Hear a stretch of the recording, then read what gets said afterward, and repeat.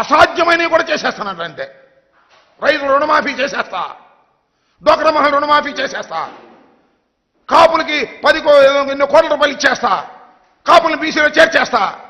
అసాధ్యమైనటువంటి విషయాలను, సాధ్యం కానటువంటి విషయాలను అన్నిటినీ మేనిఫెస్టోలో పొందుపరుస్తాడు, రిలీజ్ చేస్తాడు. That is his vision. ఎన్నికలు అయిపోతాయి, గెలుస్తాడు అనుకోండి, ఆ మేనిఫెస్టోని మాయం చేసేస్తాడు, ఆ మేనిఫెస్టోని వెబ్సైట్ నుంచి తీసేస్తాడు, ఎక్కడ ఉంటే అవి కొనుక్కొచ్చి తగలేసేస్తాడు. This is the vision of Chandrababu Naidu గారు. చంద్రబాబు నాయుడు గారి విజన్ ఇది. మేనిఫెస్టో రిలీజ్ చేయటం, ఎన్నికల్లో గెలిపిస్తే మేనిఫెస్టోని మాయం చేసేటటువంటి విజన్ కలిగినటువంటి వ్యక్తి చంద్రబాబు నాయుడు గారు. అదేమంటే చంద్రబాబు నాయుడు గారు అంటున్నాడు, నాది విజన్, జగన్ది పాయిజన్. బాగుంది కదా డైలాగు. ఈయనది విజన్ అంట, జగన్మోహన్ రెడ్డి గారిది పాయిజన్ అంట. ఏమయ్యా జగన్మోహన్ రెడ్డి గారిది పాయిజన్ ఎలా అయిద్దయ్యా? 2,53 కోట్ల రూపాయలు బటన్ నొక్కి పేద ప్రజలకు ఇస్తే విషం ఎలా అవుతుంది చంద్రబాబు నాయుడు గారిని అడుగుతా ఉన్నా. నువ్వు విషం, నీ ఆలోచనల విషం, నీ శరీరంలో ప్రతి అణువు అణువు విషమేనని మనవి చేస్తున్నా. ఈ దేశ రాజకీయాల్లో నీ అంత విషపూరితమైనటువంటి రాజకీయవేత్త ఎవడు లేడు. అరికాల దగ్గర నుంచి నుదిటి ఎంట్రిక వరకు, తల మీద ఎంట్రుక వరకు విషంతో నిండిపోయినటువంటి వ్యక్తి నారా చంద్రబాబు నాయుడు. నేను ఒక్కటి మనవి చేస్తా, కావాలంటే చూసుకోండి, ఛాలెంజ్ చేస్తా. అత్యంత విషపూరితమైనటువంటి నల్ల త్రాసుని తీసుకొచ్చి చంద్రబాబు నాయుడు గారిని ముందు పెట్టండి. ఆయన అటు చూస్తే చాలు, అది విషం కక్కు చావపోతే నన్ను అడగండి. అంత విషపూరితమైన మనిషి నారా చంద్రబాబు నాయుడు గారు ఇవాళ జగన్మోహన్ రెడ్డి గారిని పాయిజన్ అనేటువంటి పరిస్థితికి వచ్చి ఏదో ఒక విధంగా బురద జలాలనేటువంటి ప్రయత్నం చేస్తున్నటువంటి పరిస్థితులు. ఎందుకంటే ఇదే చివరి ఎన్నిక పాపం ఆయనకి. ఆయనే చెప్పుకున్నాడు, విన్నారుగా, ఈసారి నేను ముఖ్యమంత్రి కాకపోతే ఇక నాకు ఎలక్షన్ లేవన్నాడు, ఈసారి ముఖ్యమంత్రి కాకపోతే ఇక నేను అసెంబ్లీకి రానన్నాడు. అది ఖాయమైపోతుంది.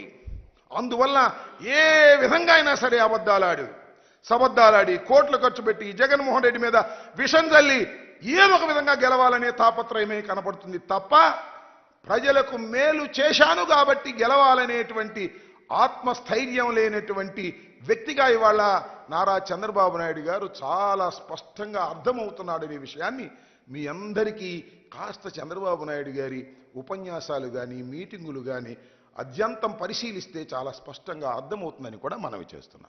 ఎస్, ఇవాళ జగన్మోహన్ రెడ్డి గారు భీమిల్లో బహిరంగ సభ పెట్టారు, సిద్ధం అని పెట్టారు.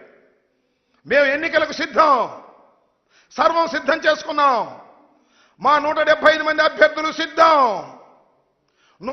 25 మంది పార్లమెంటు సభ్యులు సిద్ధం, మేము సిద్ధంగా ఉన్నాము, ప్రజలకు మేలు చేశాము, రాబోయే ఎన్నికలకు అడుగులు వేస్తున్నాము, మేము సిద్ధంగా ఉన్నాము అని చెబుతుంటే చంద్రబాబు నాయుడు గారు అంటున్నాడు సిద్ధం అని. చంద్రబాబు నాయుడు గారే కాదు,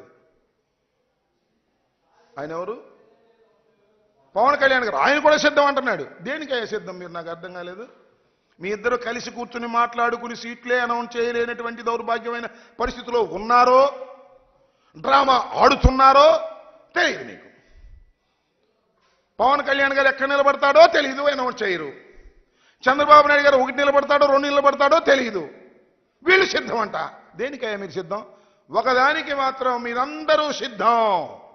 ఎన్నికలు అయిపోయిన తర్వాత తట్ట బొట్ట సర్దుకొని హైదరాబాదు నివాసానికి చేరడానికి అందరూ సిద్ధంగా ఉన్నారు.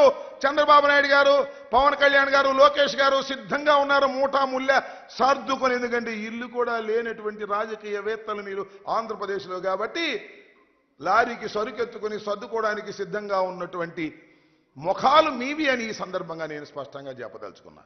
నేను అక్కడ చూశా, ఏదో ట్విట్టర్లోనో దీనిలో మేము సిద్ధం అన్నాడు.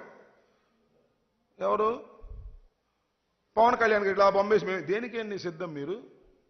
చంద్రబాబు నాయుడిని లోకేష్ని భుజాన్ని వేసుకుని మోయటానికి సిద్ధమా? లేకపోతే ప్యాకేజ్ ఇస్తే ఎత్తుకుపోవడానికి సిద్ధమా? దేనికి సిద్ధం నువ్వు నాకు అర్థం అడుగుతున్నా నేను. ఓ లోకేష్, ఓ పవన్ కళ్యాణ్ గారు, కొనిదెల పవన్ కళ్యాణ్ గారు, దేనికి మీరు సిద్ధం? చంద్రబాబుని భుజాన పెట్టుకుని మొయ్యడానికి సిద్ధమా? పోటీ చేయడానికి సిద్ధమా? ఈ రాష్ట్రంలో ముఖ్యమంత్రి కావడానికి సిద్ధమా? అసలు దేనికి మీరు సిద్ధమో తెలియనటువంటి అగమ్య గోచరంలో ఉండి జగన్మోహన్ రెడ్డి గారు సిద్ధం అన్నారు. మేము సిద్ధం అంటున్నారు. సిద్ధం అనకపోతే జనం కొడతారు కాబట్టి, తిడతారు కాబట్టి సిద్ధం అంటున్నారు తప్ప మీకు సిద్ధం ఎక్కడుంది? పెద్ద అయోమయంలో ఉన్నారు. మళ్ళా మీరు ఓడిపోతామనే భయంతో ప్రయాణం చేస్తున్నటువంటి విషయం చాలా స్పష్టంగా అర్థమవుతుందని కూడా ఈ సందర్భంగా నేను మనవి చేస్తున్నా. కాబట్టి చంద్రబాబు నాయుడు గారి సైన్యం ఈ రకంగా జగన్మోహన్ రెడ్డి గారి మీద బురదలేటటువంటి కార్యక్రమం చేయటమే కాకుండా ఇవాళ జగన్మోహన్ రెడ్డి గారిని ఓడిస్తామని ప్రగల్భాలు పలుకుతున్న మీకు నేను మనవి చేస్తున్నా. జగన్మోహన్ రెడ్డి గారు మొన్న సిద్ధం మీటింగ్లో చెప్పారు, కౌరవ సైన్యం మీది. జగన్మోహన్ రెడ్డి గారు అర్జునుడిలాగా ప్రవేశించబోతున్నాడు. అభిమన్యుడు కాదు. ఎంతమంది వచ్చినా, ఎంత సైన్యం వచ్చినా అంత సైన్యాన్ని జయించి పద్మవ్యూహాన్ని కూడా ఛేదించి